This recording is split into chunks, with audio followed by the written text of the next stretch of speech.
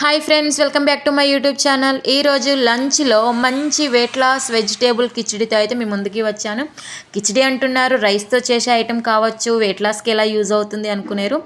Rice తింటూ కూడా weight loss అవ్వచ్చండి. కానీ ఈరోజు కిచిడి అనేది నేను రైస్తో చేయట్లేదు.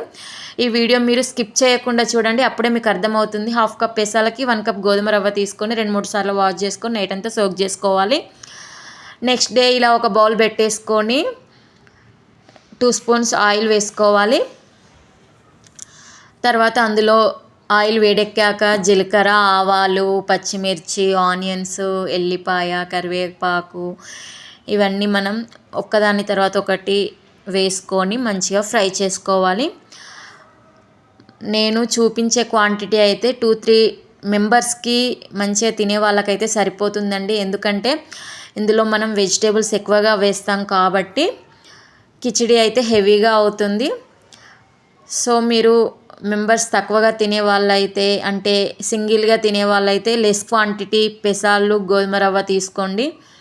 ఎక్కువ మెంబర్స్ తినే వాళ్ళు ఉంటే మాత్రం క్వాంటిటీ హెవీగా ఎక్కువ తీసుకోండి. ఎందుకంటే అది సోక్ చేసేసరికి క్వాంటిటీ అనేది హెవీగా అవుతుంది.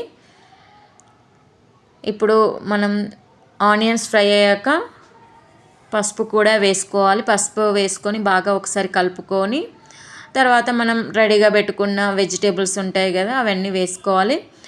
ఇలా క్యారెట్, ఆలు, క్యాబేజీ, మిల్ మేకర్, టమాటో నేనైతే ఇలా ఇవి వేసుకున్నానండి. మీ దగ్గర ఇంకా ఏ వెజిటేబుల్స్ ఉన్నా కూడా మీరు వేసుకోవచ్చు. అండ్ పాలకూర, చుక్కకూర, మెంతికూర, ఆకుకూరలు మీ దగ్గర ఏవి ఉన్నా వేసుకోవచ్చండి. కానీ పాలకూర, టమాటో వేసుకున్నప్పుడు పాలకూర వేసుకోకండి. పాలకూర, టమాటో 2 మిక్స్ చేసుకొని అయితే తినవద్దు. అది మీకు కూడా తెలుసు, నేను స్పెషల్గా చెప్పనవసరం లేదు.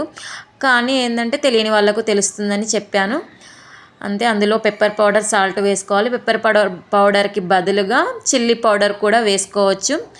అందులో 2 గ్లాస్ వాటర్ వేసుకొని నీళ్ళు ఎసరు వచ్చాక మనం నైట్ సోక్ చేసుకున్న పెసాలు గోధుమ రవ్వ ఉంది కదా, అది కూడా వేసేసుకొని ఒక్కసారి బాగా కలిసేలాగా కలుపుకోవాలి. తర్వాత మూత పెట్టేసుకోవాలండి. ఇందులో వాటర్ గిట్ట మీకు సరిపోకపోతే తర్వాత కొన్ని ఇంకా వాటర్ యాడ్ చేసుకోవచ్చు. ఇప్పుడు కిచిడి ఉడికిందా లేదా ఒకసారి అయితే మనం చెక్ చేసుకుందాము. ఇందులో ఉన్న పెసాలు, ఆ పెసర గింజ ఉడికితే మనకు కిచిడి అయితే రెడీ అయినట్టు. ఎందుకంటే అందులో వెజిటేబుల్స్ అన్నీ ఈజీగా ఉడుకుతాయి. పెసాలు ఉడికితే మాత్రం వెజిటేబుల్ కిచిడి రెడీ అయినట్టే. ఇంకా చూడండి, కిచిడి అయితే రెడీ అయిపోయింది. ఇప్పుడు స్టవ్ ఆఫ్ చేసేసుకొని మూత పెట్టేసుకొని 5 మినిట్స్ అలా వదిలేయండి. తర్వాత ప్లేట్లోకి సర్వ్ చేసుకోండి. ఇలా పికిల్స్తో కానీ డైరెక్ట్గా ఇలా కిచిడి డైరెక్ట్గా తిన్నా బాగుంటుంది. ఫ్రెండ్స్, నా వీడియో నచ్చితే ఒక్క లైక్ ఇవ్వండి ఫ్రెండ్స్.